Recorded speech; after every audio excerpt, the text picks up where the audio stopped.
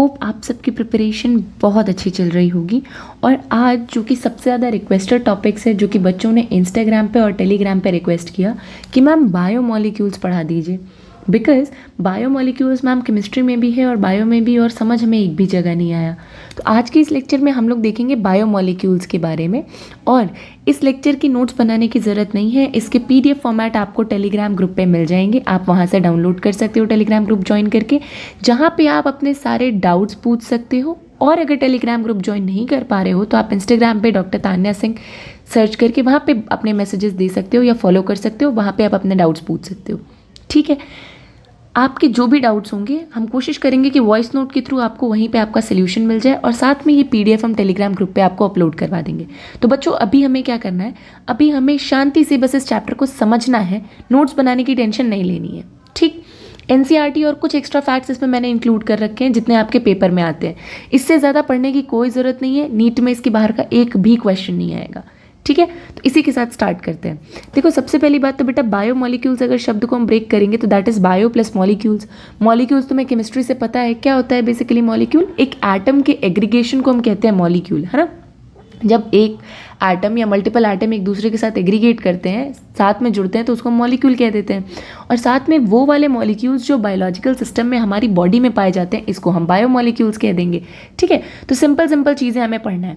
अब तुम्हारी एनसीईआरटी में कुछ चीज़ें मैंने हाईलाइट कर रखी हैं, ये इसलिए हाईलाइट कर रखी हैं क्योंकि यहाँ से क्वेश्चन पूछे जाते हैं, और क्या क्वेश्चन कैसे घुमा के पूछा जाता है ये भी हम आपको बताएंगे। सबसे पहली बात तो हमें पता है बायोमोलिक्यूल्स में मैक्सिमम कौन से एटम इन्वॉल्व होते हैं, कार्बन इन्वॉल्व होता है, हाइड्रोजन इन्वॉल्व रहता है और ऑक्सीजन इन्वॉल्व रहता है। ये तो हम सबको पता है। ठीक है, एक चीज़ और, ये लाइन आपके ट्रू और फॉल्स में पूछ ली जाती है, that all the elements which are present in the sample of earth crust are also present in the sample of living tissue. That is a very good point जो आपको याद रखना है कि जितनी भी चीज़ें आपको अर्थ क्रस्ट में मिलती है ना, मेजरली क्रस्ट का मतलब होता है ऊपर वाला सरफेस, जैसे ये अर्थ है ना, तो इसके ऊपर वाला वो जो मिट्टी वाला सरफेस होता है ना पहले उसको बोलते हैं अर्थ क्रस्ट। तो जितने भी आपको एलिमेंट्स उसमें मिलते हैं मैक्सिमम आपके लिविंग टिश्यू के सैंपल में भी मिलेंगे ही मिलेंगे। इसीलिए कहते हैं इतना परेशान मत हो, इसी अर्थ से निकले हैं, इसी अर्थ में वापस दफन हो जाएंगे जल के। ठीक है, तो ऐसे इतना हाय तौबा मचाने की ज़रूरत नहीं है। आपको क्या करना है, अभी पूरी फोकस से सिर्फ पढ़ाई करना है। जो चीज़ें आपके हाथ में नहीं है उसके लिए इतना परेशान मत हो, है ना। फाइन, अब इसके आगे बात करते हैं कि अगर आप एक क्लोजर एग्जामिनेशन करेंगे तो आपको पता चलेगा कि जो कार्बन और हाइड्रोजन है, ठीक है, वो आपके लिविंग टिश्यू में ज़्यादा मिलता है as compare to earth crust. मतलब अर्थ के क्रस्ट में जितना कार्बन और हाइड्रोजन मिलता है ना, उससे कई ज़्यादा लिविंग टिश्यूज़ में मिलता है। ठीक है, तो ये आपका पूछा जाता है ट्रू एंड फॉल्स वाले स्टेटमेंट में, इसलिए यहाँ पे क्वेश्चन मार्क कर रखा है। फाइन, अब नीचे आते हैं। इन्होंने बोला चलिए एनालाइज करते हैं कि कौन कौन से क्या क्या केमिकल कॉम्पोजिशन है आपके टिश्यूज़ का। तो हमने कहा ठीक है चलिए करते हैं। अब जब साइंटिस्ट ने ये चीज़ एनालाइज करने की कोशिश की, पहली बात तो उन्हें ये समझ में आ गया कि अर्थ क्रस्ट में जितने भी एलिमेंट्स हैं वो आपके बॉडी में भी है, हमारी बॉडी में भी है। ठीक, इसका मतलब क्या डिफरेंस है, कैसे चीज़ें डिवाइडेड हैं, किस तरीके से फ्रैक्शन फॉर्म कर रही हैं बॉडी का, ये सब आगे समझना है। सबसे पहले इन्होंने क्या किया, इन्होंने कहा कि ठीक है लिविंग टिश्यू को लीजिए, चाहे आप वेजिटेबल ले लो या किसी भी मतलब जानवर का जो मीट वगैरह आता है उसमें लिवर का पीस इन्होंने लिया, और क्या किया, इसको ग्राइंड कर दिया विद ट्राइक्लोरोएसिटिक एसिड। ध्यान से देखो, ऑर्गेनिक केमिस्ट्री में ये हम लोगों ने पढ़ा था। ये क्या है बेसिकली, मीथेनोइक एसिड का सब्सटीट्यूटेड प्रोडक्ट है। यहाँ से 3 हाइड्रोजन निकाल के 3 क्लोरीन लगा दिए गए हैं, है ना। इसके साथ इन्होंने पेस्ट बनाया उसका, और उसके बाद क्या किया कि इस पेस्ट को इन्होंने एक चीज़ क्लॉथ या कॉटन क्लॉथ के साथ पास किया। तो जो फिल्ट्रेट जो बचा उसमें 2 चीज़ें हो सकती थी, एक जो कि एसिड के साथ सॉलेबल हो जाए, दूसरा जो कि एसिड के साथ इनसॉलेबल हो जाए। तो जो सॉलेबल है ना उसको बोलते हैं फिल्ट्रेट। ठीक है, फिल्ट्रेट क्या है, जो एसिड के साथ सॉलेबल हो गया, मतलब ये जो एसिड आप यूज़ कर रहे थे इसके साथ वो पूरी तरह से सॉलेबलाइज हो गया, दैट इज एसिड सॉलेबल या फिल्ट्रेट। दूसरा क्या हुआ, कुछ ऐसे होंगे जो उसके साथ सॉलेबल नहीं होंगे, उसको हम कह देते हैं रिटेंटेट। ठीक है, जो कि बच गया, रिटेंड हो गया। फाइन, अब साइंटिस्ट ने देखा कि 1000 ऑफ ऑर्गेनिक कंपाउंड जो हैं वो आपके एसिड सॉलेबल पूल्स में आए हैं। ठीक, अब आगे बढ़ते हैं। तो सबसे पहले अभी हम लोगों ने इस पेज पे क्या समझा, यहाँ पे हम आपको शॉर्ट नोट्स, यही मैं कह रही हूँ कि एनसीईआरटी के साथ साथ कुछ एक्स्ट्रा फैक्ट्स मैंने आपको बता रखे हैं, ये मैं यहाँ पे समझा दे रही हूँ। ठीक है, आपको ये नोट्स मिल जाएंगे तो परेशान होने की जरूरत नहीं है। कुछ केमिकल्स या मॉलिक्यूल्स जो हैं जो लिविंग टिश्यू में प्रेजेंट रहते हैं या ऑर्गेनिज्म में, उनको हम बायोमोलिक्यूल्स कहते हैं। बायोमोलिक्यूल्स फर्दर 2 कैटेगरी में डिवाइडेड है, that is organic and inorganic. Organic में आपका बेसिकली आ जाता है carbohydrate, fat, protein, vitamin and nucleic acid, जबकि इनऑर्गेनिक में आपके कुछ गैसेज एंड मिनरल्स आ जाते हैं। ठीक। जो बायोमोलिक्यूल्स है इसका एक और डिवीजन है जो भी हम लोग आगे चल के देखेंगे। दो तरीके से इसको डिवाइड किया गया है, एक है तुम्हारा मैक्रोमोलिक्यूल, एक है तुम्हारा माइक्रोमोलिक्यूल। मैक्रो नाम से समझ में आ रहा है बड़ा, माइक्रो नाम से समझ में आ रहा है छोटा।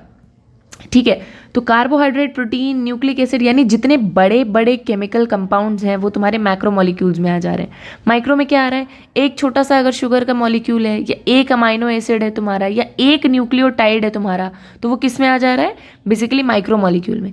ज़रा ध्यान देना, कार्बोहाइड्रेट एक्चुअली तुम्हारे छोटे छोटे शुगर से ही मिलके बना है, लेकिन ये शुगर जब n नंबर यानी बहुत ज़्यादा बार रिपीट होकर बड़ी सी चेन बना लेंगे तो ये मैक्रोमोलिक्यूल में आ जाएंगे। अगर आप एक सिंगल छोटे से कंपाउंड की बात करो तो ये आपके माइक्रोमोलिक्यूल्स में आ जाएंगे। ठीक है, इसी के साथ यहाँ पे मिनरल्स वाले भी माइक्रोमोलिक्यूल्स में आ जाएंगे, आपको जो चीज़ ध्यान में रखना है। फाइन, अब इसके आगे आते हैं।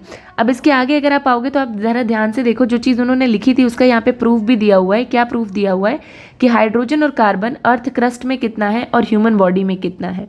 ठीक है, तो आपको ये चीज़ समझ में आ जाएगी कि ह्यूमन बॉडी में ज़्यादा है, अर्थ क्रस्ट में कम है हाइड्रोजन एंड कार्बन। इसका मतलब मिलता तो सब कुछ है अर्थ क्रस्ट में और ह्यूमन बॉडी में, लेकिन इसका रिलेटिव प्रोपोर्शन ह्यूमन बॉडी में ज़्यादा होता है as compare to the earth crust. Fine, अब all the carbon compounds which we get in the living tissues are known as biomolecules। जितने भी कार्बन कंपाउंड्स हैं जो हमें लिविंग टिश्यू में मिलते हैं उसको हम लोग बायोमोलिक्यूल्स कहते हैं। ठीक है, क्या करते हैं, कभी भी कोई टिश्यू लेते हैं तो उसके साथ क्या करते हैं हम लोग, पहले एक छोटा सा अगर आपने लिविंग टिश्यू ले लिया है, लिवर मान लो या फिर वेजिटेबल ले लिया है, तो उसको हम वेट वेट कहते हैं। वेट वेट का क्या मतलब होता है, वेट वेट का मतलब होता है बच्चे कि जो टिश्यू है उसके साथ साथ उसमें पानी भी तो है।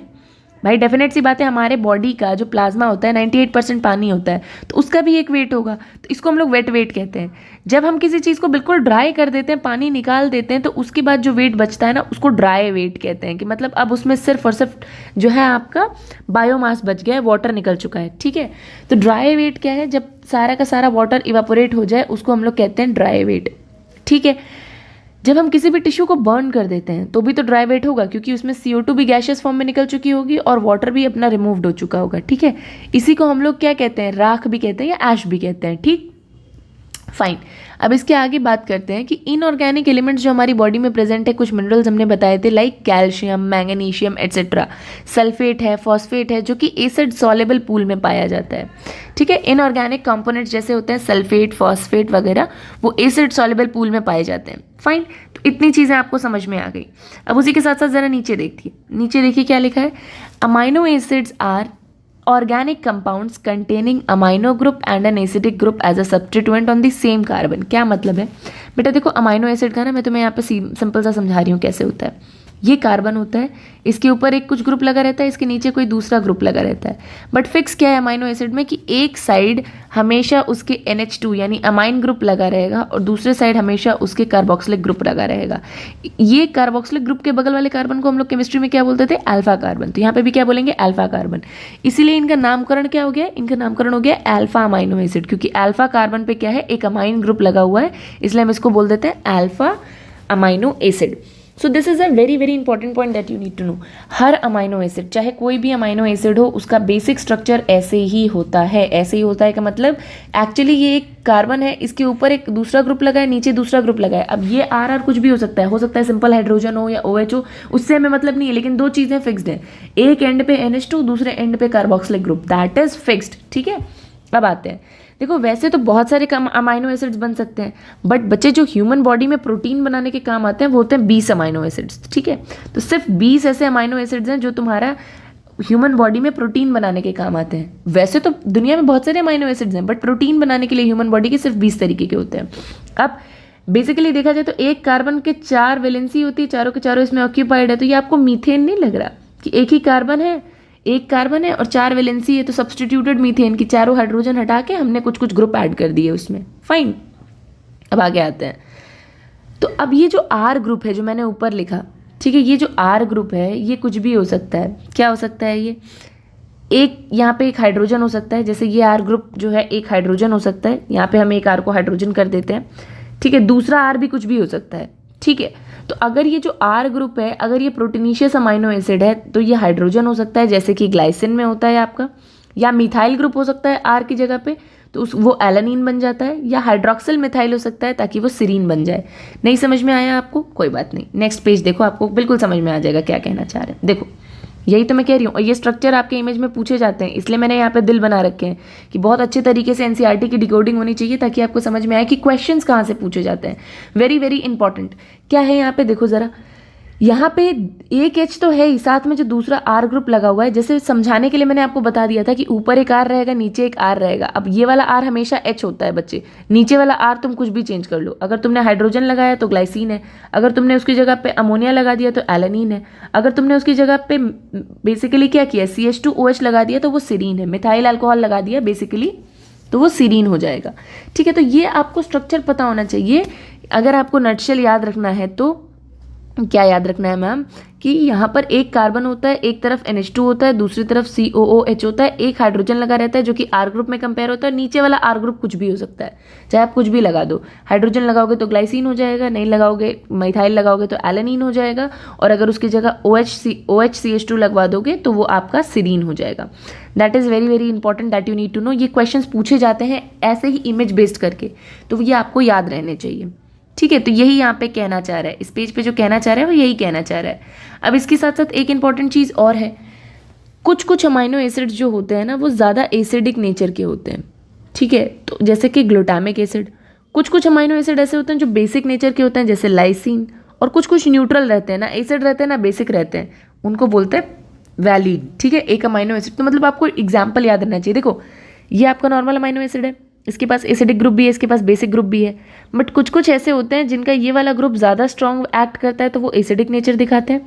कुछ कुछ ऐसे होते हैं जिनका अमोनिया वाला ग्रुप ज़्यादा स्ट्रॉन्ग एक्ट करता है तो वो बेसिक नेचर दिखाते हैं, और कुछ कुछ ऐसे होते हैं जिनका दोनों का बराबर रहता है तो फिर वो कुछ भी नेचर नहीं दिखाते। ठीक है, तो आपका एसिडिक में आ जाएगा आपका ग्लूटामिक एसिड, बेसिक में आ जाएगा लाइसिन, और आपका न्यूट्रल में आ जाएगा वैलिन। कुछ कुछ ऐसे होते हैं जिनका ये जो नीचे वाला आर ग्रुप रहता है ना, ये जो आर ग्रुप रहता है ये किसी तरीके का एक एरोमेटिक चेन भी तो हो सकती है, तो वो आ जाएंगे आपके aromatic amino acid. Aromatic amino acid का मतलब है कि ये वाला जो आर है ना, ये कुछ नहीं, ये एक एरोमेटिक कार्बन चेन से इन्होंने रिप्लेस कर दिया। जैसे हम ऊपर आर पे कुछ भी लगा रहे थे, अब एक एरोमेटिक कार्बन लगा दो, तो ऐसे कौन कौन से अमाइनो एसिड हो जाएंगे, ऐसे हो जाएंगे आपका टायरोसिन, फिनाइलएलानिन एंड ट्रिप्टोफैन। ठीक है, तो ये आपको याद रखना है। कुछ कुछ बेसिक एग्जाम्पल्स हैं एनसीईआरटी की जहाँ से क्वेश्चन पूछे जाते हैं, वेरी वेरी इंपॉर्टेंट। अब आते हैं ज्विटर आयन फॉर्मेशन पे। ना what do you mean bye zwitter ion formation, जो हमेशा पूछा जाता है कि किस में होता है, अमाइनो एसिड्स में होता है। क्यों होता है, जरा ध्यान से समझिएगा। देखो बेटा, एक यहाँ पे एसिडिक ग्रुप है, एक यहाँ पे बेसिक ग्रुप है। अगर किसी अमाइनो एसिड में ऐसा एक और ग्रुप लगा दूं, मैं ऐसा एक और ग्रुप लगा दूं, आर की जगह पे कोई ऐसा COH वाला ग्रुप लगा दूं, तो वो ज़्यादा एसिडिक हो जाएगा, जैसे कि आपका ग्लूटामिक एसिड। अगर मैं यहाँ पे आर की जगह पे कुछ अमोनिया जैसा ग्रुप लगा दूं तो ज़्यादा बेसिक हो जाएगा, जैसे कि लाइसिन। और अगर दोनों में से कुछ ना लगाऊं तो न्यूट्रल तो रहेगा ही रहेगा। क्या होता है, कई बार हम लोग इनको जब सोल्यूशन में मिक्स करने की कोशिश करते हैं ना, तो यहाँ पे आपको पता है कि ये एसिडिक है, ये बेसिक है, इस पर तुरंत H+ एक्ट कर देगा सोल्यूशन का। भाई सोल्यूशन यानी पानी, पानी में H+ घूम रहा होता है और अमोनिया के पास होता है लोन पेयर, तो H+ को लालच आता है, ये अमोनिया को आके अटैक कर देता है। और पानी में एसिड हमेशा अपना H+ देने की टेंडेंसी रखता है। ठीक है, पानी में एसिड जो है वो क्या करता है, H+ अपनी देने की टेंडेंसी रखता है, तभी तो स्ट्रॉन्ग एसिड होता है ना कार्बोक्सिलिक एसिड। अगर आपने ऑर्गेनिक वाली सीरीज देखी होगी तो मैंने आपको क्लियरली समझा रखा है कि सबसे ज़्यादा एसिडिक प्रॉपर्टी होती है आपके कार्बोक्सिलिक एसिड के पास। क्यों होती है, क्योंकि ये तुरंत COO- और H+ में टूटने की कैपेसिटी रखते हैं, और जो जितना ज़्यादा H+ दे सकता है वो उतना एसिडिक होता है। तो जब आप किसी भी अमाइनो एसिड को पानी में डालोगे तो होता क्या है, एक तरफ इसके पास लोन पेयर है जिसके ऊपर H+ अटैक कर सकता है, दूसरी तरफ इसके पास एसिडिक ग्रुप है जो H+ खो सकता है, तो यहाँ से ये वाला H+ यहाँ से निकल के इसके ऊपर अटैक कर देता है। इसलिए क्या होता है कि एक ही आयन में नेगेटिव चार्ज भी हो जाता है, पॉजिटिव चार्ज भी हो जाता है। इसलिए ना तो ये इलेक्ट्रोड की तरफ जा सकता, ना ये एनोड की तरफ जा सकता है, ना ये कैथोड की तरफ जा सकता है। ठीक, जैसे अगर एक चार्ज होता, सिर्फ नेगेटिव चार्ज होता तो पॉजिटिव रॉड की तरफ दौड़ता, लेकिन इसके पास या सिर्फ पॉजिटिव चार्ज होता तो नेगेटिव रॉड की तरफ दौड़ता सोल्यूशन में जब आप इलेक्ट्रोलिसिस करोगे तो। लेकिन अब क्या प्रॉब्लम है कि एक ही आयन में पॉजिटिव और नेगेटिव दोनों हैं, इसलिए ये किसी की तरफ नहीं दौड़ेगा, और इसको बोलते हैं zwitter ionic form. Zwitter ion का मतलब है कि एक ही अमाइनो एसिड में ऐसा pH ला दो कि ये वाला अपना H+ खो के अमोनिया वाले पे चिपका दे, ताकि एक ही ग्रुप में पॉजिटिव चार्ज भी रहे, नेगेटिव चार्ज भी रहे, और ये एकदम न्यूट्रल हो जाए। That is called zwitter ion. ठीक है, वेरी वेरी इंपॉर्टेंट।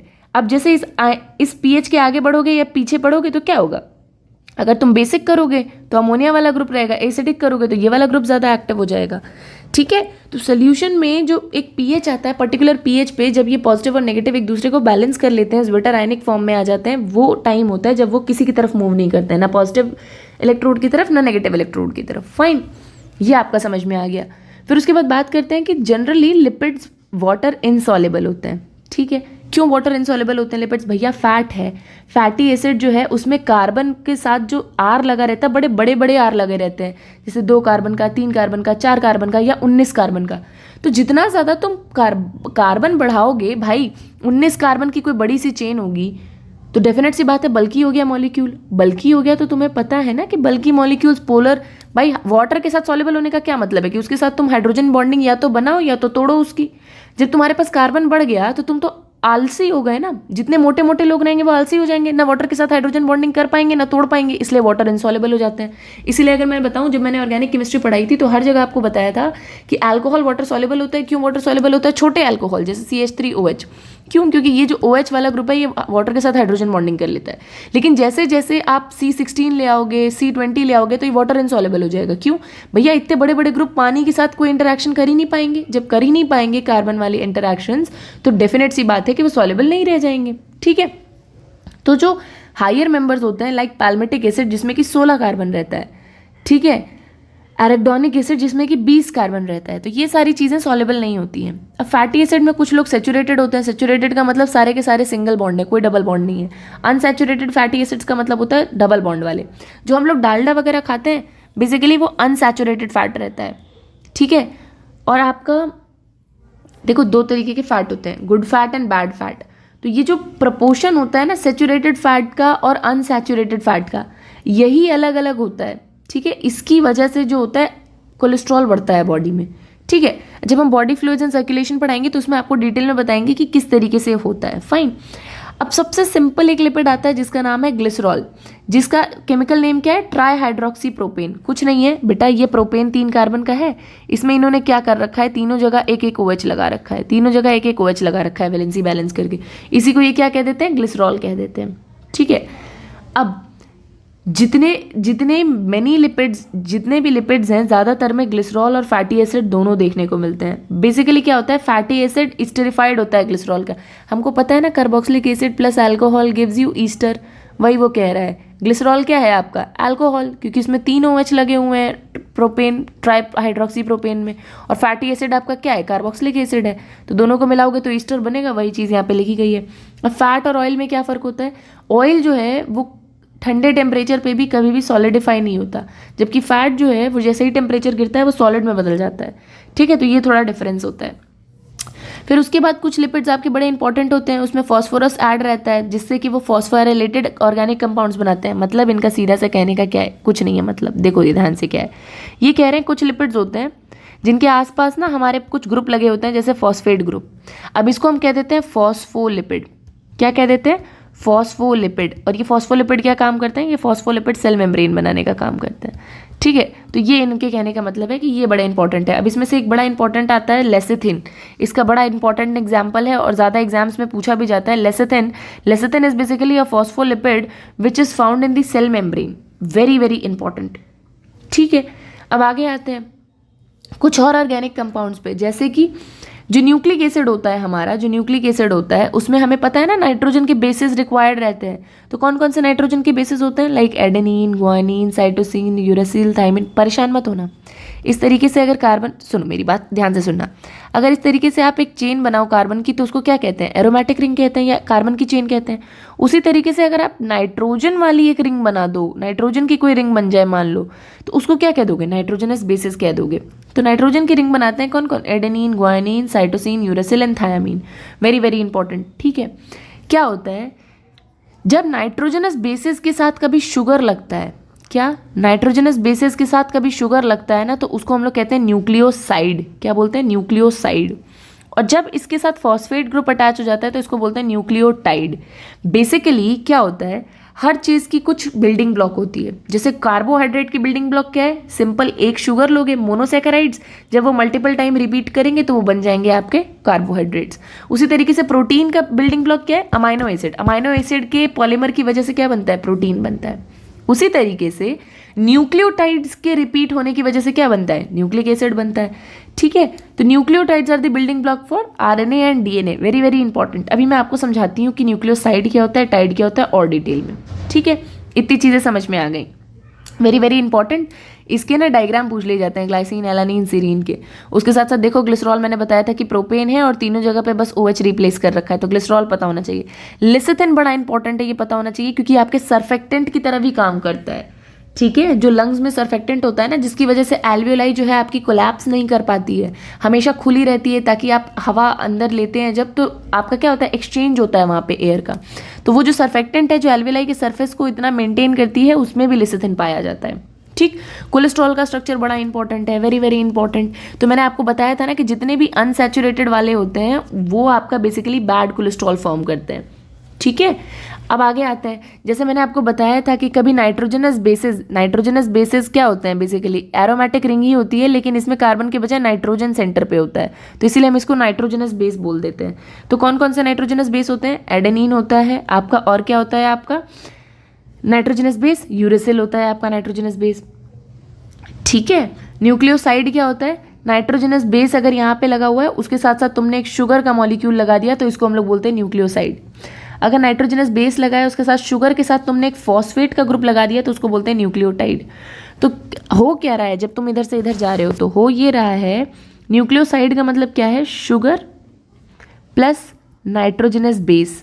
तो जब नाइट्रोजनस बेस के साथ, ये है नाइट्रोजनस बेस आपका, और इसके साथ अगर आपने ये शुगर लगा दिया, ये शुगर का मॉलिक्यूल लगा दिया, तो ये आपका बन गया न्यूक्लियोसाइड। ये क्या है आपका, फिर से नाइट्रोजनस बेस है, और नाइट्रोजनस बेस के साथ ये तो आपका शुगर का मॉलिक्यूल है ही है, यानी न्यूक्लियोसाइड है ही है। साथ में यहाँ पे आपने क्या किया, ये एक्स्ट्रा आपने एक फॉस्फेट ग्रुप लगा दिया है। ये आपने क्या किया है, फॉस्फेट ग्रुप लगा दिया है। तो इन तीनों के कॉम्बिनेशन को बोलते हैं न्यूक्लियोटाइड। तो न्यूक्लियोटाइड बेसिकली क्या है, nucleotide is basically nitrogenous base plus sugar plus phosphate, इसके अलावा कुछ नहीं है न्यूक्लियोटाइड। तो बेसिकली आप ये भी कह सकते हो कि न्यूक्लियोटाइड और न्यूक्लियोसाइड में सिर्फ फॉस्फेट ग्रुप का फर्क है और कुछ नहीं। अगर आप न्यूक्लियोसाइड में फॉस्फेट मिला दोगे तो सेम वही चीज़ बन जाएगी। नहीं विश्वास है तो देखो, नाइट्रोजनस बेस और शुगर को तो हम वैसे भी न्यूक्लियोसाइड बोलते ही है ना बेटा, न्यूक्लियोसाइड तो बोलते ही है ना। तो that is very very important कि आपको ये चीज़ें समझ में आए। अब ये नोट्स आपको एज इट इज़ मिल जाएंगे टेलीग्राम ग्रुप पे, आप वहाँ से डाउनलोड कर लेना। आपको इसमें अपना दिमाग लगाने की ज़रूरत नहीं है, और इससे बाहर एनसीईआरटी का कुछ भी आपके एग्जाम में नहीं पूछा जाएगा। So that's very very important कि आप इन चीज़ों पर फोकस करो और इनको एज इट इज़ याद रखना। ठीक है, इसीलिए मैं पूरी एनसीईआरटी की डिकोडिंग कर रही हूँ ताकि आपको चीज़ें समझ में आए।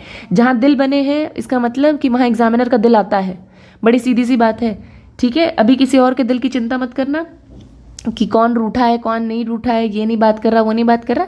अपनी ज़िंदगी संभाल लो, उसके बाद बाकियों के दिल का देखना। ठीक है, क्योंकि बहुत लोगों को ये प्रॉब्लम भी आ रही है, बट ऐसे यार देखो, जिसको जाना होता है उसको एक बहाना काफ़ी है। तो जो चला गया उसको जाने दो, और जो बचा है उसको अपने पास रखो।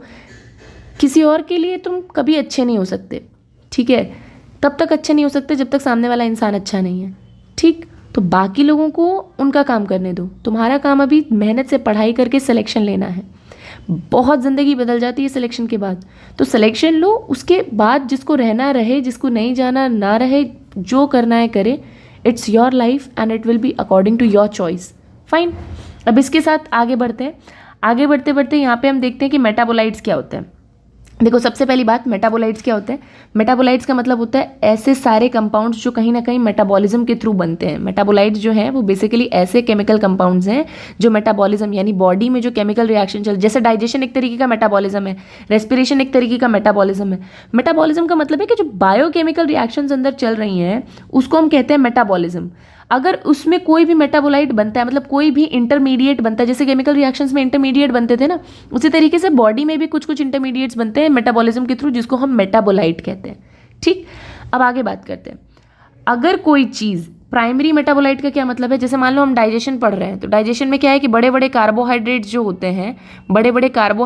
होते हैं आपके डाइजेशन के बाद किस में ब्रेक कर जाते हैं, सिंपल मोनोसैकेराइड्स में ब्रेक करते हैं। मोनोसैकेराइड्स या शुगर्स में, इसी को कहते हैं मोनोसैकेराइड को ही शुगर कहते हैं, और ये आपका अब्जॉर्ब हो जाता है। भाई डाइजेशन का मतलब तो ये रहता है ना कि कॉम्प्लेक्स मॉलिक्यूल को सिंपल मॉलिक्यूल में तोड़ा जाए और फाइनली वो अब्जॉर्ब हो जाए। तो दिस इज मेटाबॉलिज्म। ये जो कार्बोहाइड्रेट के बाद मोनोसैकेराइड बना, इसको बोलते हैं हम प्राइमरी मेटाबोलाइट। ठीक, तो प्राइमरी मेटाबोलाइट क्या होता है, जो कभी भी मेटाबॉलिज्म के थ्रू बॉडी में बनते हैं और वो आगे बॉडी के रिएक्शंस में यूज्ड होंगे, that is called primary metabolite. ठीक, जिनके फंक्शन आपको पता है, जैसे मोनोसेक्राइड का हमको फंक्शन पता है कि ये क्या करेगा, ये अब्जॉर्ब होगा अगर हमारे गट से, तो फिर फाइनली हमारी बॉडी में इसको फिर से दूसरे कार्बोहाइड्रेट्स में बदला जाएगा। तो ये कहीं ना कहीं हमें इसका फंक्शन बड़ा क्लियर है ना अपनी बॉडी में कि क्या फंक्शन है, इसलिए हम इसको बोलते हैं प्राइमरी मेटाबोलाइट। कुछ होते हैं सेकेंडरी मेटाबोलाइट। सेकेंडरी मेटाबोलाइट का मतलब क्या होता है कि फंक्शन उनका हमें क्लियर नहीं है, बस वो बॉडी में मेटाबॉलिज्म के थ्रू बनते हैं, एक प्रोडक्ट है जो मेटाबॉलिज्म के थ्रू बनता है, बट वो आगे हमारी बॉडी को ना तो यूज़ होता है ना उसके फंक्शन हमें पता है। ठीक है, तो उस ऐसे मेटाबोलाइट्स को कहते हैं सेकेंडरी मेटाबोलाइट्स। ठीक, तो यहाँ पे लिखा हुआ है एआर का क्वेश्चन पूछा जाता है कि प्राइमरी मेटाबोलाइट और सेकेंडरी मेटाबोलाइट में क्या फ़र्क है। देखो बच्चे, प्राइमरी मेटाबोलाइट जो है ना उसका आइडेंटिफाइबल रोल है आपकी बॉडी में, ठीक है, फिजियोलॉजिकल प्रोसेस में, जो भी आपकी बॉडी डाइजेशन, एब्जॉर्प्शन, रेस्पिरेशन कर रही है, उस फिजियोलॉजिकल प्रोसेस में उसका रोल डिफाइंड है। जबकि सेकेंडरी मेटाबोलाइट में ऐसा कोई फंक्शन या रोल डिफाइंड नहीं होता, ये बस मेटाबॉलिज्म के थ्रू बन जाते हैं। फाइन, लेकिन ये हो सकता है जैसे प्लांट्स में सेकेंडरी मेटाबॉलिज्म में आपके मॉर्फिन, कोडेन वगैरह बनता है, तो प्लांट के लिए ये यूज़फुल नहीं है, लेकिन ह्यूमन हमारे लिए बहुत यूज़फुल है। मॉर्फिन अगर मैं आपको बताऊं तो सबसे स्ट्रॉन्गेस्ट पेन किलर होता है मॉर्फिन। मतलब कोई पेन अगर किसी से नहीं मिटता तो मॉर्फिन लास्ट ऑप्शन रहता है, लेकिन मॉर्फिन बहुत लोग गलत अब्यूज़ भी करते हैं, ड्रग अब्यूज़ भी करते हैं मॉर्फिन का। ठीक है, जबकि आपके मेडिकल साइंस में मॉर्फिन यूज़ होता है बेसिकली जब ऑपरेशन करते हैं, तो मान लो मैंने किसी का इंटेस्टाइन का ऑपरेशन कर रखा है, तो जब हम स्किन काटेंगे तो डेफिनेट सी बात है कि एनेस्थीसिया में है तो उसको दर्द नहीं होगा, लेकिन जब वो एनेस्थीसिया से हटेगा, जब उसको होश आएगा तो बहुत पेन होगा, क्योंकि पूरी पूरी स्किन कट रखी है, मसल कट रखे हैं। तो इसलिए उस पेन को ख़त्म करने के लिए मॉर्फिन के डोजेस दिए जाते हैं पेशेंट्स को ऑपरेशन के 1-2 दिन तक, ताकि वो पेन इतना ज़्यादा ना हो कि वो शॉक में चले जाए। धीरे धीरे फिर वो पेन अपने आप कम हो जाता है, जैसे हीलिंग स्टार्ट हो जाती है। ठीक है, तो इसको कहते हैं सेकेंडरी मेटाबोलाइट, कि जो प्लांट के लिए तो यूज़फुल नहीं है बट हमारे लिए बहुत यूज़फुल है कॉमर्शियली। ठीक है, अब ये पूछा जाता है यहाँ से बहुत ज़्यादा कि सेकेंडरी मेटाबोलाइट्स में कुछ पिगमेंट्स बता दो, तो पिगमेंट्स कौन से हैं, कैरोटिनॉइड्स हैं और एंथोसाइनेंस हैं। कुछ एल्कोलॉइड्स बता दो लाइक मॉर्फिन एंड कोडेन। कुछ टर्पिनॉइड्स बता दो जैसे कि मोनोटर्पीन्स और डायटर्पीन्स। कुछ एसेंशियल ऑयल्स जैसे कि लेमन और ग्रास ऑयल, है ना, या कुछ टॉक्सिन्स जो सेकेंडरी मेटाबोलाइट की तरह बनते हैं या मेटाबॉलिज्म में बनते हैं as a by product, that is abrin and ricin. ठीक है, उसके बाद लेक्टिन्स जो हैं वो क्या है, कॉन्वेलिन ए है। ठीक है, कुछ ड्रग्स हैं लाइक विनब्लास्टिन और क्यूमेरिन। ठीक है, कुछ पॉलीमेरिक सब्सटेंस है लाइक रबर, गम, सेलुलोज, तो ये भी तो हम लोग कमर्शियली यूज़ करते ही है ना, तो ये आपको ये टेबल अच्छे से याद रहनी चाहिए, यहाँ से क्वेश्चन पूछे जाते हैं। फाइन, नेक्स्ट आते हैं। Now let's talk about biomacromolecules. Biomacromolecules की अगर हम लोग बात करते हैं, देखो हमने पढ़ा था जो बायोमोलिक्यूल्स हैं वो 2 तरीके के हैं, मैक्रोमोलिक्यूल्स एंड माइक्रोमोलिक्यूल्स। आपको एक चीज़ बड़े ध्यान से रखनी है, जितनी भी चीज़ें एसिड सॉल्युबल पूल में चली गई जब हम उसको ग्राइंड कर रहे थे, तो एसिड सॉल्युबल का मतलब डेफिनेट सी बात है कि फिर छोटे कंपाउंड्स रहे होंगे, तभी तो एसिड के साथ सॉल्युबिलिटी दिखा पा रहे हैं। तो उनका मॉलिक्यूलर वेट जो है जनरली 18 से 800 डेल्टन तक रहा है। ठीक है, तो एसिड सॉल्युबल पूल में कौन जाता है, एसिड सॉल्युबल पूल में सारे के सारे कौन से जाते हैं, आपके जितने भी छोटे कंपाउंड्स हैं या माइक्रोमोलिक्यूल्स हैं, बायोलॉजिकली माइक्रोमोलिक्यूल्स हैं, जिनका वेट कितना होता है 18 से 800 डेल्टन। ठीक, एसिड इनसॉल्युबल फ्रैक्शन में 4 तरीके के मेजर ऑर्गेनिक कंपाउंड देखे गए, जैसे कि protein, nucleic acid, polysaccharides and lipids. ठीक, एक्सेप्शन ये है कि लिपिड्स को छोड़ के बाकी जितने हैं सबका जो मॉलिक्यूलर वेट है वो 10,000 डाल्टन के ऊपर है। डाल्टन एक बेसिकली यूनिट है वेट मेजर करने का। तो लिपिड को छोड़ के जितने भी हैं, प्रोटीन, न्यूक्लिक एसिड, कार्बोहाइड्रेट, सब 10,000 डाल्टन के ऊपर वाले हैं। तो पूछोगे मैम अगर लिपिड इतना भारी नहीं था तो फिर वो क्यों आ गया आपके एसिड इनसॉल्युबल फ्रैक्शन में या ऑर्गेनिक कंपाउंड्स के फ्रैक्शन में? उसका रीज़न है। ठीक है, क्या रीज़न है अभी हम लोग आगे देखेंगे। यहाँ से क्वेश्चन पूछा जाता है, लिपिड्स को हम लोग स्ट्रिक्टली मैक्रोमोलिक्यूल नहीं मानते हैं। ठीक, हमने बताया 1-2 चीज़ें होती हैं, एक होती है माइक्रोमोलिक्यूल्स और एक होता है आपका मैक्रोमोलिक्यूल्स। सो माइक्रो में कौन कौन से आ गए, जितने का वेट कितना है आपका 18 से लेके 800 डाल्टन तक का वेट है। कितना है, 18 से लेके 800 डाल्टन तक का। मैक्रो में कितना है, मोर देन और इक्वल टू 10,000 डेल्टन। 10,000 डेल्टन इसके ऊपर के ही आए हैं। फाइन, 10,000 डेल्टन और इसके ऊपर के आए हैं। अब यहाँ पे देखिए यही चीज़ आपको समझाई गई है। क्या लिखा है यहाँ पे कि जिसका भी 1000 से कम वेट होता है उसको हम लोग कह देते हैं माइक्रोमोलिक्यूल्स और सिंपली बायोमोलिक्यूल्स, और जिनका इससे ज़्यादा होता है और एसिड इनसॉल्युबल फ्रैक्शन में मिलते हैं तो मैक्रोमोलिक्यूल्स के साथ एक स्पेशल बात क्या हो गई कि they are found in acid insoluble fraction. अब भाई सीधी सी बात है, जो चीज़ जितनी बड़ी होगी उसकी सॉल्युबिलिटी उतनी कम होती जाती है। जैसे मैंने आपको बताया था कार्बोहाइड्रेट वगैरह जितना 19 कार्बन 20 कार्बन लगाओगे तो डेफिनेट सी बात है कि वो इनसॉल्युबल हो जाएगा ना, पानी में सॉल्युबल थोड़ी रह पाएगा। तो ये चीज़ आपको ध्यान में रहनी है, तो इनको हम बोलते हैं मैक्रोमोलिक्यूल्स। फाइन। अब ये जो एक्सेप्शन है लिपिड्स का कि ये जितने भी कंपाउंड्स हैं like nucleic acid, proteins and polysaccharides, ये सारे के सारे पॉलीमेरिक सब्सटेंस है। पॉलीमेरिक सब्सटेंस का मतलब बड़ी बड़ी चेन है छोटे छोटे एटम वगैरह की। जैसे protein is a chain of amino acid, polysaccharides is a chain of monosaccharides. Monosaccharides जितने होते हैं उससे आपका चेन बन के बनता है आपका कार्बोहाइड्रेट। और आपका क्या है, न्यूक्लिक एसिड क्या है, न्यूक्लियोटाइड्स की चेन है। तो डेफिनेट सी बात है कि सारे के सारे पॉलीमर हैं। लिपिड्स की बात करते हैं तो इनका वेट जो है वो 800 से ज़्यादा नहीं होता, लेकिन क्या है, ये क्यों फिर एसिड इनसॉल्युबल फ्रैक्शन में आ जाते हैं, मैक्रोमोलिक्यूल के फ्रैक्शन में क्यों आते हैं। देखो बेटा, मैंने पहले भी बताया था कि लिपिड्स जो है ना, इनका मॉलिक्यूलर वेट भले कम होता है बट ये क्या होते हैं, ये सेल मेम्ब्रेन में अरेंज्ड रहते हैं। कहाँ अरेंज रहते हैं, सेल के बाहरी सरफेस पे या सेल मेम्ब्रेन पे। तो अगर जब तुम किसी टिश्यू को क्रश करते हो, जैसे मान लो इस सेल मेम्ब्रेन के बाहर मैं आपका लिपिड्स दिखा रही हूँ, तो जब भी आप किसी टिश्यू को क्रश करोगे, तो सेल मेम्ब्रेन के ये जो लिपिड्स है ना, ये जो सेल मेम्ब्रेन है, ठीक है, ये जो सेल मेम्ब्रेन है इसके जो ऊपर इस तरीके से लिपिड्स लगे हुए हैं जो कि आपका किस में आ जाते हैं, मैक्रोमोलिक्यूल्स में। तो जब भी आप किसी को क्रश करोगे तो होगा क्या, इन लिपिड्स के छोटे छोटे टुकड़े होंगे, तो ये लिपिड्स आपस में इस तरीके के स्ट्रक्चर्स बना लेते हैं, इस तरीके के मेम्ब्रेन बाउंड स्ट्रक्चर्स बना लेते हैं, जिसको हम लोग बोलते हैं मिशल्स। क्या बोलते हैं, मिशल्स, जो कि वाटर इनसॉल्युबल है। तुमको पता है ना, फैटी एसिड्स या जितने भी ग्लिसरॉल वगैरह वाले होते हैं वो वाटर इनसॉल्युबल होते हैं। तो जब आप सेल मेम्ब्रेन को तोड़ते हो और वो टूटते हैं तो क्या होता है कि छोटे छोटे मिशल्स बना लेते हैं, ऑयल वाले ड्रॉपलेट बना लेते हैं। इसकी वजह से क्या होता है कि ये इनसॉल्युबल हो जाते हैं पानी में और ये मैक्रोमोलिक्यूल्स के उसमें आ जाते हैं। ठीक है, छोटे छोटे वेसिकल्स या मिशल्स, मिशल पता है ना, फैट के छोटे ड्रॉपलेट्स को ही मिशल या वेसिकल कहते हैं, वेसिकल भी इसी को कहते हैं। ठीक है, अगर आप मिशल नहीं याद रख सकते, जैसे अगर आपने डाइजेशन नहीं पढ़ रखा है तो आपको वेसिकल की तरह याद रखना है कि वेसिकल क्या है, ये पूरा फैट एक दूसरे के ऊपर इस तरीके से ना राउंड राउंड छोटे छोटे स्ट्रक्चर्स बना लेता है जो कि इनसॉल्युबल हो जाता है पानी में। इसलिए जो लिपिड्स है वो टूटने के बावजूद, माइक्रोमोलिक्यूल होने के बावजूद भी वाटर सॉल्युबल कंपाउंड नहीं बन पाता। प्रोटीन्स के बारे में, ठीक है, प्रोटीन्स के बारे में पढ़ेंगे। तो प्रोटीन्स के बारे में ना बेटा हम लोग 2 पार्ट में पढ़ेंगे। कैसे 2 पार्ट में पढ़ेंगे, अभी यहाँ आपको प्रोटीन्स के बारे में बेसिक आइडिया देंगे, उसके बाद एक टॉपिक आता है जहाँ से केमिस्ट्री और बायो दोनों में बड़ा क्वेश्चन पूछा जाता है, that is structure of protein. ठीक है, कि प्रोटीन का अरेंजमेंट किस तरीके से होता है, वहाँ से ज़्यादा क्वेश्चन पूछा जाता है। ठीक है, फाइन।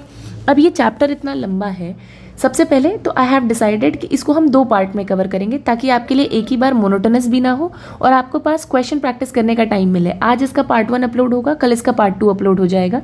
ठीक है, अर्ली मॉर्निंग, जहाँ पे आप इस चीज़ को ध्यान देख सकते हैं। प्रोटीन्स जो है बेसिकली दे आर पॉलीपेप्टाइड्स। अब what do you mean by polypeptides, they are the linear chain of amino acid linked by peptide bond. This is very very important statement that you need to know कि basically क्या होता है polypeptide का मतलब। Polypeptide का मतलब होता है कि ये एक अमाइनो एसिड है, इसके साथ ये दूसरा अमाइनो एसिड है, इसके साथ ये तीसरा अमाइनो एसिड है। तो ये बेसिकली अमाइनो एसिड की एक चेन है। तो this is known as polypeptide chain. Polypeptide का मतलब है कि एक से ज़्यादा अमाइनो एसिड एक दूसरे के साथ लिंक्ड है एक सीक्वेंस में, दैट इज पॉलीपेप्टाइड चेन। एक और दूसरे अमाइनो एसिड के बीच में ये जो बॉन्ड है इसको बोलते हैं पेप्टाइड बॉन्ड। क्या बोलते हैं, पेप्टाइड बॉन्ड। जब 2 अमाइनो एसिड एक दूसरे के साथ लिंक्ड होते हैं ना, उस बॉन्ड को बोलते हैं peptide bond. That is very very important. अभी मैं आपको समझाऊंगी कि किस तरीके से ये पेप्टाइड बॉन्ड बनता है 2 अमाइनो एसिड्स के बीच में। फाइन। अब देखो, हमने आपको पहले भी बताया था कि there are 20 amino acids which are required for the formation of proteins in our body. हमारी बॉडी में जितने भी प्रोटीन्स बनते हैं उसके लिए 20 ऐसे अमाइनो एसिड्स हैं जो रिक्वायर्ड हैं। ठीक है, कभी भी प्रोटीन होमोपॉलीमर नहीं हो सकता, हमेशा प्रोटीन क्या होता है, हेट्रोपॉलीमर।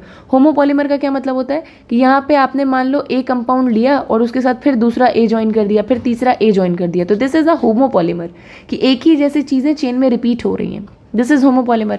बट प्रोटीन तो ऐसा हो नहीं सकता। क्यों नहीं हो सकता भाई, एक अमाइनो एसिड दूसरा है, दूसरा अमाइनो एसिड दूसरा है और तीसरा तीसरा है, मतलब यहाँ पे ए बी सी तीनों के टाइप डिफरेंट है। जब तीनों के टाइप डिफरेंट है तो एक जैसे तो हो ही नहीं सकते ना, इसलिए ये कभी होमोपॉलीमर नहीं हो सकता।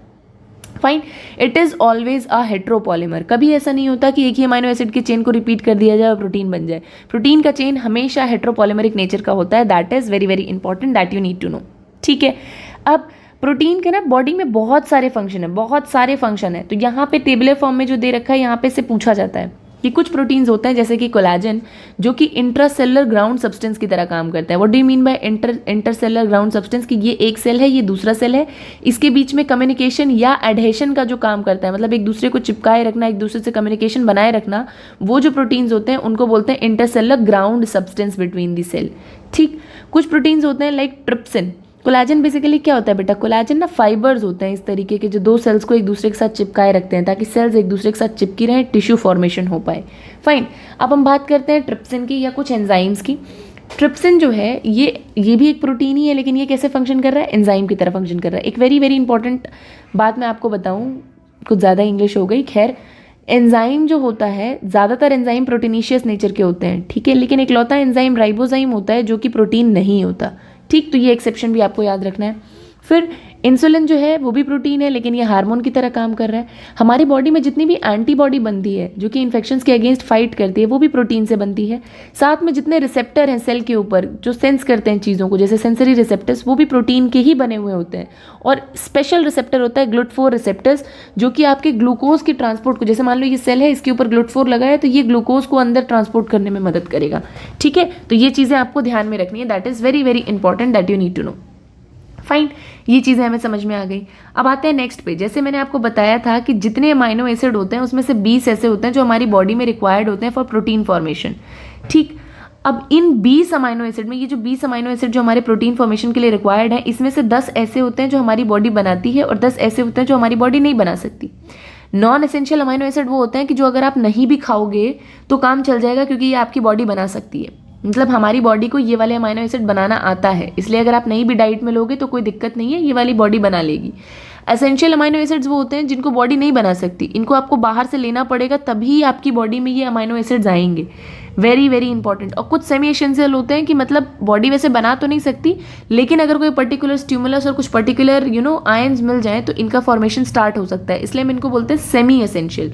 ठीक, अब आपको याद रखना है कि 10 नॉन एसेंशियल नहीं पूछे जाते, आपसे पूछा क्या जाता है? एसेंशियल या सेमी एसेंशियल पूछा जाता है। वेरी वेरी इंपॉर्टेंट, इन अमाइनो एसिड के नाम आपको रटे होने चाहिए। एनसीईआरटी में नहीं दिया बट पूछा जरूर जाएगा। ठीक, बायो के एनसीईआरटी में नहीं दिया हुआ है, केमिस्ट्री में दिया हुआ है। ठीक है, केमिस्ट्री में आपका ये दिया हुआ है 3-4 अमाइनो एसिड, तो आपको बहुत क्लियरली पता होना चाहिए, क्वेश्चंस में पूछा जाता है और ये हायर ऑर्डर क्वेश्चंस में आता है क्योंकि एनसीईआरटी के बाहर का है ना। तो आप इसको याद कैसे रखोगे? एसेंशियल वाले को याद रखने की एक ट्रिक है जो मैं यूज़ करती थी, दैट इज़ वीआईपी हॉल में टीटी। अगर आपको ये स्टेटमेंट याद है तो आप एसेंशियल वाले अमाइनो एसिड्स याद कर ले जाओगे। कैसे? V for valine, I for isoleucine, P for phenylalanine, H for histidine, A for arginine, L for lysine, second L for leucine, M E for methionine, T for threonine and next T for tryptophan. ठीक, अगर आपको ये याद है कि VIP hall में TT, तो आप ये एसेंशियल वाले पहचान जाओगे। और क्वेश्चन हमेशा इन्हीं दोनों को पहचानने का आता है कि आप एसेंशियल और नॉन एसेंशियल को पहचानो। वो आपसे पूछेंगे इनमें से कौन सा एसेंशियल अमाइनो एसिड है या नहीं है, तो आप अगर ये याद कर लोगे तो that is more than sufficient, अगर आपको नॉन एसेंशियल वाले नहीं भी याद है तो। ठीक है, तो ये बड़ा इंपॉर्टेंट चीज़ है जो आपको पता रहना चाहिए, और आपसे ये क्वेश्चंस में पूछा जाएगा और कोई तरीका नहीं है। ठीक, अब यहाँ पे देखो एक आध स्टेटमेंट बड़े इंपॉर्टेंट है जो क्वेश्चंस के फॉर्म में पूछा जाता है कि कोलेजन वैसे तो सबसे ज़्यादा अबंडेंट प्रोटीन है एनिमल वर्ल्ड में, लेकिन एक एंजाइम है रिबुलोज बिसफॉस्फेट कार्बोक्सिलेज ऑक्सीजनेज, जिसको हम लोग रुबिस्को बोलते हैं। कहाँ पढ़ा है रुबिस्को? C3 साइकिल, याद आया? C3 साइकिल, C4 साइकिल में हम लोग क्या पढ़ते थे? रुबिस्को पढ़ते थे कार्बोक्सिलेशन के लिए। ये सबसे अबंडेंट प्रोटीन है पूरे के पूरे बायोस्फीयर में। अब सीधी सी बात है, एनिमल से ज़्यादा प्लांट है तो डेफिनेट सी बात है उन्हीं के प्रोटीन सबसे अबंडेंट होंगे। फाइन, तो ये चीज़ें आपको याद रखनी, क्योंकि एज इट इज स्टेटमेंट उठा के पूछ देते हैं। ठीक है, अब आगे बात करते हैं पॉलीसैकेराइड्स की। पॉलीसैकेराइड्स की बात करेंगे तो सबसे पहली बात तो ये एसिड इंसॉल्युबल फ्रैक्शन बनाते हैं। हाँ, डेफिनेट सी बात है, ये कार्बोहाइड्रेट्स है। पॉलीसैकेराइड का मतलब होता है कार्बोहाइड्रेट का ही दूसरा नाम है पॉलीसैकेराइड। तो ये एसिड इंसॉल्युबल बनाते हैं। हाँ मैम, सही बात है, एसिड इंसॉल्युबल बनाते हैं क्योंकि इनका जो वेट होता है वो ज़्यादा होता है। ठीक, ये भी बेटा क्या है? ये भी एक तरीके के पॉलीमर ही हैं। क्यों पॉलीमर हैं? क्योंकि इनके बिल्डिंग ब्लॉक्स क्या हैं? इनके बिल्डिंग ब्लॉक्स हैं मोनोसैकेराइड्स। मतलब एक मोनोसैकेराइड जुड़ेगा, फिर दूसरा मोनोसैकेराइड जुड़ेगा, फिर तीसरा मोनोसैकेराइड जुड़ेगा। हो सकता है तीनों एक जैसे हों, और मान लो फिर उसके बाद चौथा जुड़ा जो डिफरेंट तरीके का है, ठीक, लेकिन मैक्सिमम में एक जैसे ही जुड़ते हैं, ठीक है। तो ये जो पॉलीमर बनेगा इसको बोल देंगे पॉलीसैकेराइड, और इसी को हम लोग कार्बोहाइड्रेट भी बोलते हैं, ठीक। तो इसका बिल्डिंग ब्लॉक क्या है आपका पॉलीसैकेराइड का? मोनोसैकेराइड। अब सबसे इंपॉर्टेंट चीज़ इसमें एक आपका बड़ा इंपॉर्टेंट आता है कि ग्लाइकोजन, जैसे सेलुलोज है, ये वाले स्टेटमेंट बड़े इंपॉर्टेंट है जो आपको मार्क कर रहे हैं। देखो सेलुलोज है, कुछ पॉलीसैकेराइड होते हैं जिसमें सिर्फ एक तरीके का ग्लूकोज होता है, ठीक है। जैसे सेलुलोज है, ये एक होमोपॉलीमर है। होमोपॉलीमर का मतलब एक ही तरीके का कंपाउंड है, जैसे कि ग्लूकोज है, जैसे ग्लूकोज है, सपोज करो ग्लूकोज है और बहुत सारे ग्लूकोज एक दूसरे के साथ मिलकर अगर एक चेन बना रहे हैं, ऐसे पॉलीमर को हम बोलेंगे होमोपॉलीमर। क्या बोलेंगे? होमोपॉलीमर। होमोपॉलीमर क्यों? क्योंकि एक ही कंपाउंड है जो रिपीट हुआ जा रहा है और बनाया जा रहा है। इसका बेस्ट एग्जाम्पल क्या होता है? इसका बेस्ट एग्जाम्पल होता है सेल्यूलोज। सेल्यूलोज क्या है? होमोपॉलीमर है, सिर्फ ग्लूकोज से बना हुआ है, ठीक है। अब सेल्यूलोज जैसा ही दूसरा एक वेरिएंट है जिसका नाम है स्टार्च। स्टार्च जो है ये स्टोरेज प्रोडक्ट कहाँ पे होता है आपका? प्लांट्स में होता है, ठीक है, प्लांट टिश्यू में होता है। और स्टार्च का वेरिएंट जो एनिमल टिश्यू में पाया जाता है उसको क्या कहते हैं? ग्लाइकोजन। तो सेलुलोज क्या है? बेसिकली आपका होमोपॉलीमर है। इसी का एक वेरिएंट होता है स्टार्च, जो कि कहाँ, बहुत सारे सेलुलोज जब मिलते हैं तो स्टार्च बनता है, कहाँ पे मिलता है? ये प्लांट टिश्यू में। और बहुत सारा ग्लूकोज जब हमारे बॉडी में स्टोर होता है तो कैसे स्टोर होता है? ग्लाइकोजन के फॉर्म में स्टोर होता है, हम सबको पता है, ठीक। कहाँ स्टोर होता है ग्लाइकोजन? लिवर में। फाइन, जो भी एक्स्ट्रा न्यूट्रिएंट्स आपकी बॉडी में होते हैं ग्लाइकोजन जैसे, वो आपके लिवर में स्टोर हो जाते हैं। अब बात करते हैं एक बहुत इंपॉर्टेंट चीज़ के बारे में, दैट इज इन्यूलिन।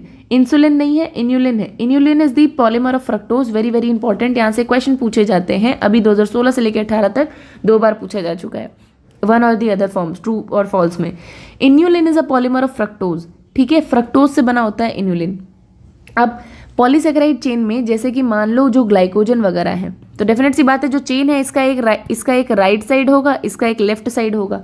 तो जो राइट साइड होता है इसको हम लोग रिड्यूसिंग एंड बोलते हैं। क्या बोलते हैं? रिड्यूसिंग एंड बोलते हैं। ये आपके लिए इतना इंपॉर्टेंट नहीं है। और जो लेफ्ट साइड होता है वो नॉन रिड्यूसिंग एंड होता है। अब आपको कैसे याद रखना है? सीधी सी बात है बेटे, ये ध्यान रखना, रिड्यूसिंग इसलिए बोलते हैं क्योंकि जिस तरीके से एल्डिहाइड कीटोन जो है, वो एल्डिहाइड क्या करता था? टॉलरेंस रीजन को रिड्यूस कर देता था। तो इसके साइड में जो एक OH बचा है ये ऑक्सीडाइज करके किस में चला जाएगा? एल्डिहाइड ग्रुप में।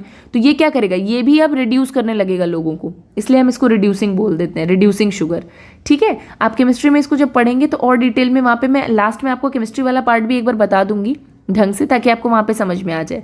फाइन, अभी आपके लिए ये इतना इंपॉर्टेंट नहीं है जितना इंपॉर्टेंट ये है कि रिड्यूसिंग और नॉन रिड्यूसिंग शुगर क्या होता है। जिस भी शुगर का एंड वाला ग्रुप, यानी राइट साइड में जो ग्रुप एकदम फ्री पड़ा हुआ है, वो अगर फ्री है तो वो किसी चीज़ को रिड्यूस कर सकता है, किसी रिएजेंट को रिड्यूस कर सकता है, तो उसको रिड्यूसिंग बोल दोगे। जो एंड फ्री नहीं है वो नॉन रिड्यूसिंग हो जाएगा, ठीक। अब देखो, अब आप पूछ सकते हो कि मैम स्टार्च और सेलुलोज में फ़र्क क्या है? बच्चे, स्टार्च जो होता है ना वो ब्रांचिंग वाला इस तरीके का स्ट्रक्चर होता है, तो इसके बीच में आयोडीन ट्रैप हो जाती है जिसकी वजह से वो ब्लू कलर दे देता है स्टार्च। लेकिन सेलुलोज क्या होता है? वो ऐसे सिंपल रहता है, ठीक है। उसमें ऐसे सीधी सीधी लाइन रहती है सेलुलोज में, एक लाइन ये, एक लाइन ये, एक लाइन ये। तो इसमें कहीं ब्रांचिंग तो है नहीं। अगर ब्रांचिंग नहीं है तो आयोडीन को अपने अंदर होल्ड नहीं कर पाएगा, इसलिए ये ब्लू कलर नहीं देता है। स्टार्च और सेलुलोज में ये सबसे बड़ा फर्क है कि ब्रांचिंग किस में रहती है? स्टार्च में। इसलिए जब आप आयोडीन टेस्ट करते हो, इस तरीके की ब्रांचिंग होगी अगर स्टार्च में, तो आयोडीन टेस्ट करोगे तो आयोडीन यहाँ पे ट्रैप हो जाएगा, इसलिए ब्लू कलर देगा। सेलुलोज में ऐसी कोई ब्रांचिंग होती नहीं है, सीधी सीधी चेन्स होती हैं, तो आयोडीन ट्रैप नहीं हो पाएगा, तो डेफिनेट सी बात है वो कलर नहीं देगा, ठीक है।